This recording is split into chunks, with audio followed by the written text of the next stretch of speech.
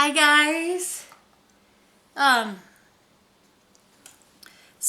I did a video earlier talking about some of the things that I've been still dealing with medically. Still things that I'm struggling with. Man, guys, it is cold here this morning. This is afternoon now. It's been cold. One thing I've noticed since having the sepsis, the septic shock, and my body having to recover and how bad my body was. I noticed it was so hard of a winter for me. And even the cold, it cuts through me like knives. It never used to be that way. If the cold hits my body, I'm just so dead.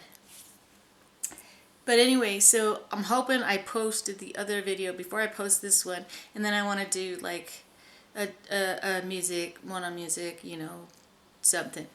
But anyway, you guys know I've been home a lot because I can't get out by myself very much. There's definitely a lot. It's hard. There's a lot I still can't do by myself, and I'm hoping to get there one day. Just been a long process and still a long way to go.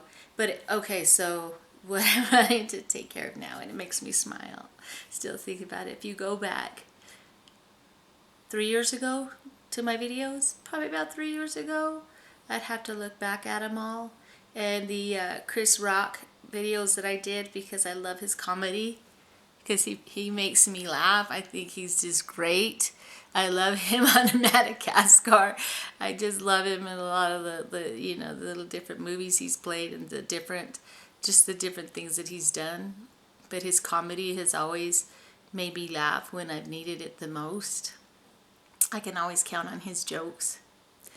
So I don't watch a whole lot of TV, like news and stuff, right? Well, in fact, we don't really have a cable anymore. We have streaming, Netflix, Prime, and then I have the YouTube that I watch a lot of stuff on. There's where I listen to music. I try my hardest. The news is so depressing lately. There's so much stuff going on, so much stuff across the United States, so much stuff across the world, so many bad things. And it's so hard to believe that we are talking about something like this when there's worse things going on out there. Was I pretty shocked at Will Smith? I think I was, but not really. Because that man been losing it, I think he's losing it. And it's because I see it, and I think so many other people see it, that he's definitely not happy in the situation that he's in.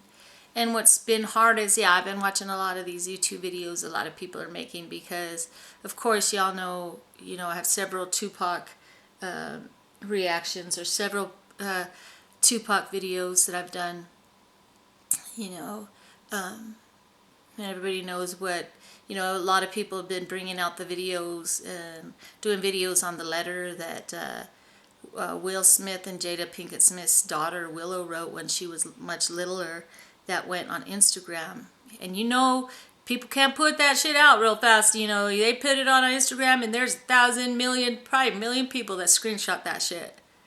And everybody has receipts nowadays. If it's out there, and if you're telling the truth, if you put something out there, somebody's screenshotted that shit. So, but it was kind of sad because, like I said, too, the fact that Jada, I think, stopped living, really wanting to even live after Tupac died. But the letter, which is sad, is Willow, Will Smith's daughter, don't even know Tupac, wasn't even born yet, but just knows him through probably what the mom says, Please come back, dear Tupac. If you're alive out there somewhere, please come back so me and my mommy can be happy. I think my mommy misses you. Please come back. Love, Willow. He's gone. We all know Pac's gone. he loved his craft. He loved doing what he did. No matter how bad things got, was East Coast, West Coast, Biggie, Tupac, all this stuff, all the shit. No matter how it all got, Tupac loved his craft, and I don't think he would ever abandon it. You know, or the people he loved as well. That's too hard, you know. It's too hard. It's easy for some people to do, but it's you know, Tupac, I don't think could have been that way, because if you just listen to his music and his lyrics and stuff, he felt passionately. So he knew the struggle. So that's kind of hard. And then they bring out the videos where Jada's had been married to Will for 13 years, and she's talking about Tupac and crying and saying she don't think she will ever find. That's a love you only experience once in a lifetime.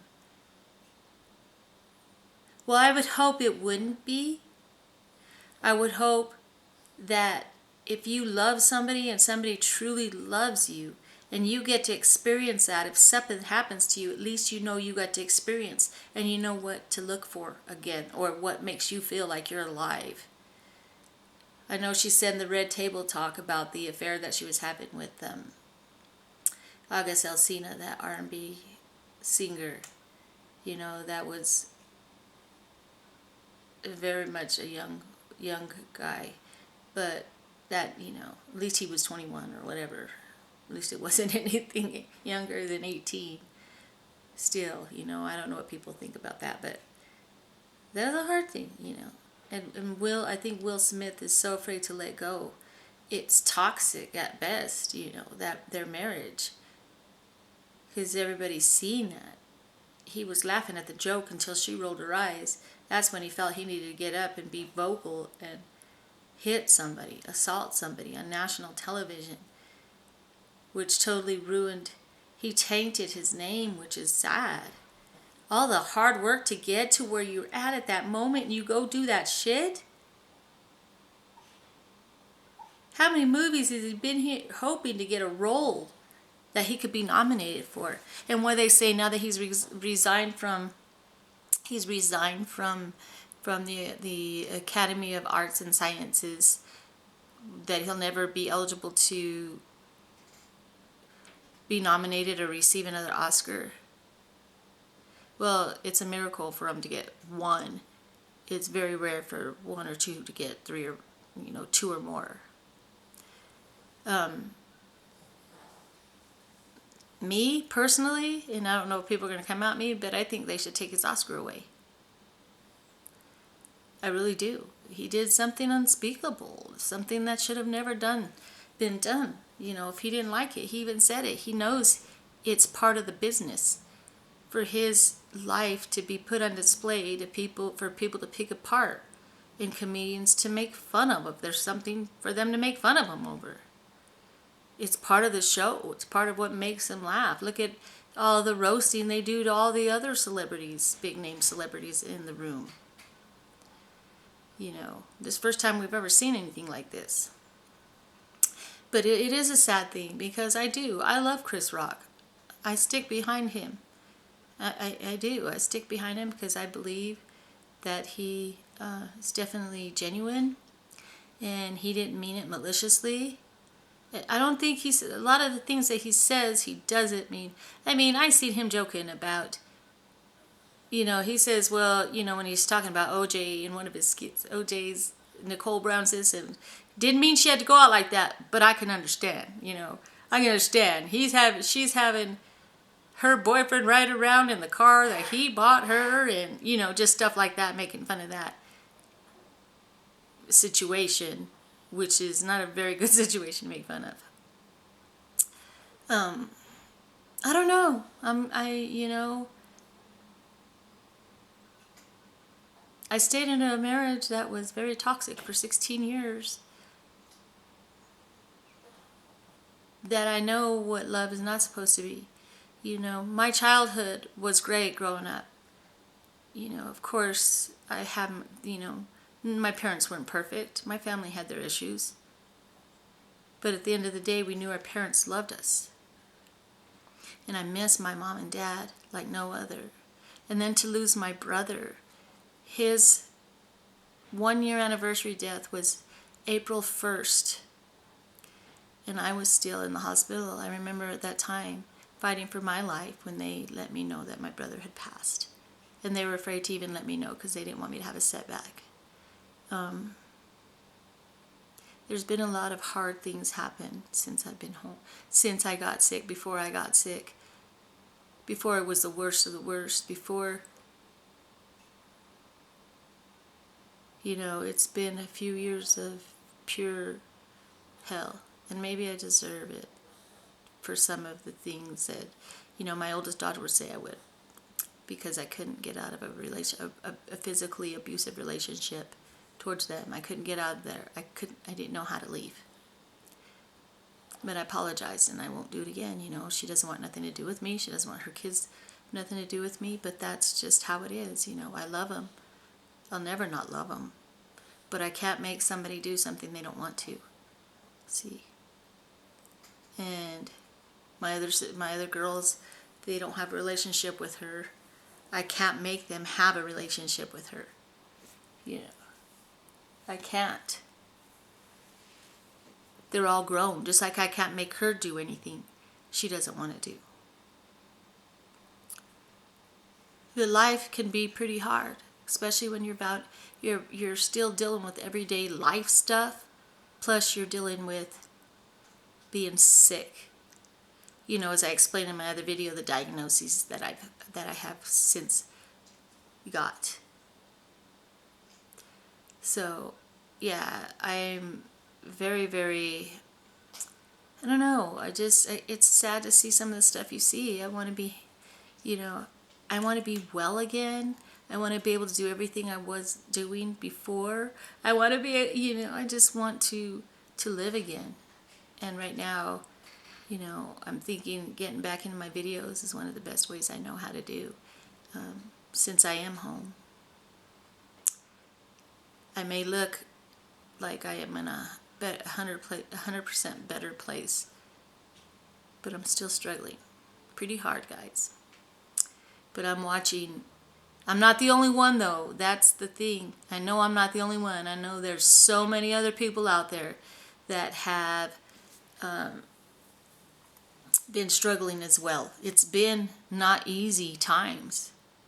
There's people literally out there just so scared, the pandemic, everything that's gone on, the whole world just stopping and not knowing when it was going to start again.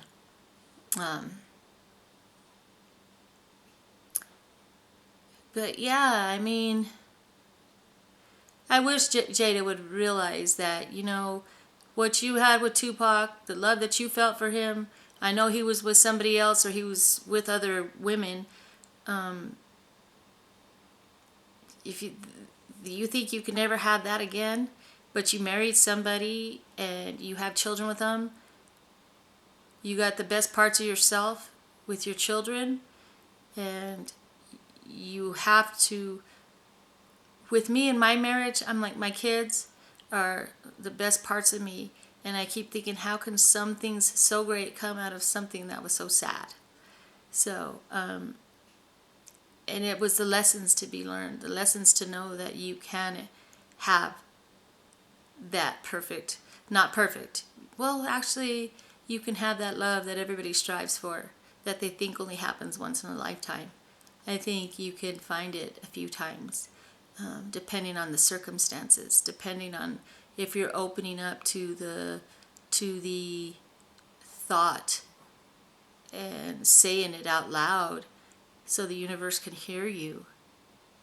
You open up to that thought that you are worthy to be loved. You are worthy to have the greatest of loves. Because it is out there, guys. It is. I totally, full 100%. I seen it with my mom and dad. My dad would not pass away until he knew we were promised him we'd take care of my mom. And my mom did some stuff to my dad. It wasn't easy because my mom drank. My mom was a drinker. But I don't ever remember her drinking until she had my youngest brother. And then I seen how she, but I think a lot of it, my mom had lost her father, who she was very, very close with. Having 10 kids, being a stay-at-home mom, a young stay-at-home mom. She married my dad when she was 16 and he was 26. And then when my dad passed, she didn't know how to be without him. So I believe she gave up. I believe she gave up. And it wasn't long before she was gone as well. So not having either parent, no matter how old you are, I do feel like an orphan, you know. But dude, I know that I'm not the only one. And I know there's so much hurting and pain out there. And it's time, you know.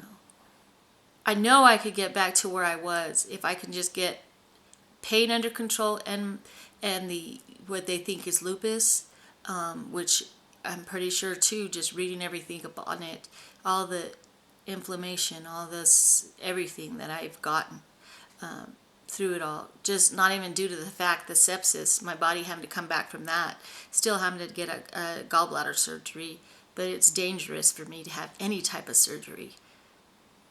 You know, I could die literally on the table, but it's chances that we have to take. Do I take the chance of getting cholangitis again and this time dying, or do I take the chance of dying on the table in the operating room?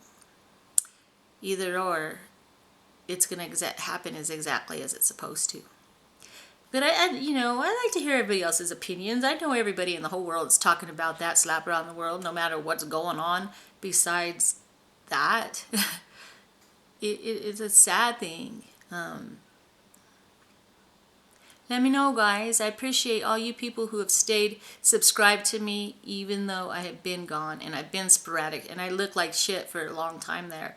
When I first came home, how skinny I was. You can kind of see the difference now.